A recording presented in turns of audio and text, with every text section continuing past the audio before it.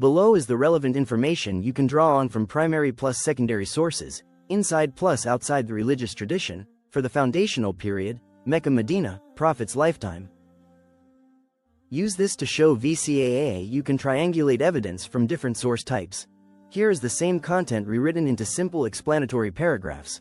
No bullet points, keeping the same meaning and classroom use. 1. Primary sources within the tradition. Primary sources within the tradition are the earliest, inside Islam, materials that students can quote directly when explaining how Islam began and developed. The most important primary source is the Qur'an itself, your set text. The Qur'an provides first-hand evidence of the beliefs Islam taught, like Tawhid, the hereafter, and accountability, along with moral reform, guidance for community life, and responses to public opposition. In VCE Texts and Traditions, students should treat the Qur'an as first-order evidence of what the message said and what issues it addressed.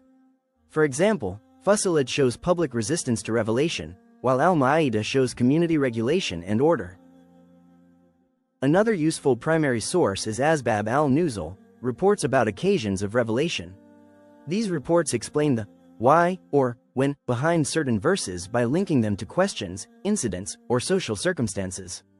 In class, they help students connect text to context, but you should also teach that these reports are not all equal in reliability. Some are stronger, some are weaker, and different scholars may disagree.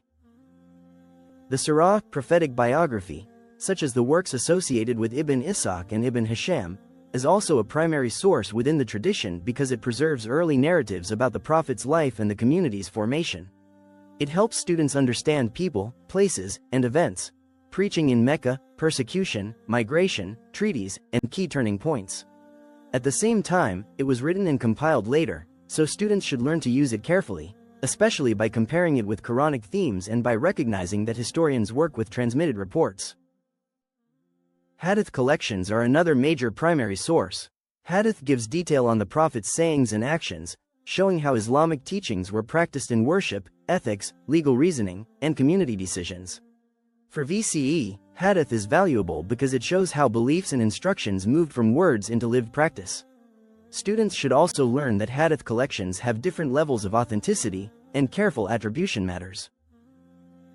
Finally, early Islamic historiography, chronicles and historical writing, provides broader event framing, names, leadership decisions, treaties, and political development.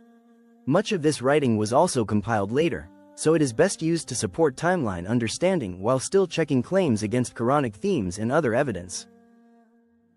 2. Secondary sources within the tradition. Secondary sources within the tradition are sources that explain or interpret the primary Islamic sources. A key example is Tafsir, Quran commentary, such as Tafsir ibn Kathir. Tafsir helps explain the meanings of verses, connects them to Hadith and Surah reports, and gives theological and legal interpretations.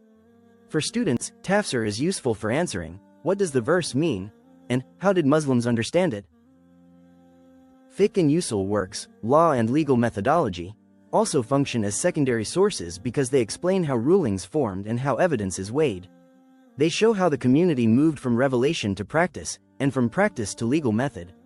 This helps students understand that Islam's early development was not only spiritual but also institutional, with guidance shaping real life. Classical, Ulum al-Quran works, Quranic sciences, also matter in the study of origins. These sources discuss topics like Meccan and Medinan material, modes of revelation, compilation, language, and style. They help students explain how the Quran emerged as a text and how it was preserved and transmitted. There are also traditional surah syntheses, such as Ar-Rahiq al-Maktum, the sealed nectar. These are widely used in Muslim education because they present a clear and accessible chronological narrative. They are excellent for teacher planning and for student background understanding, but students should also learn that these are later syntheses built from earlier reports. Lastly, later Muslim historical writing, such as caliphate histories and biographies of companions, preserves memory of the founding generation and later impacts. These are useful when students want to discuss early development beyond Mecca-Medina, but it is important to distinguish between what happened in the Prophet's lifetime and what belongs to later generations. 3. Primary sources outside the tradition. Primary sources outside the tradition are early non-Muslim or non-religious materials that can help corroborate history and show how outsiders described early Islam. Non-Muslim chronicles are one example, such as the Armenian chronicler Sebos, who wrote in a 7th century context. These sources can provide outsider descriptions of Arabs, monotheism language, and leadership.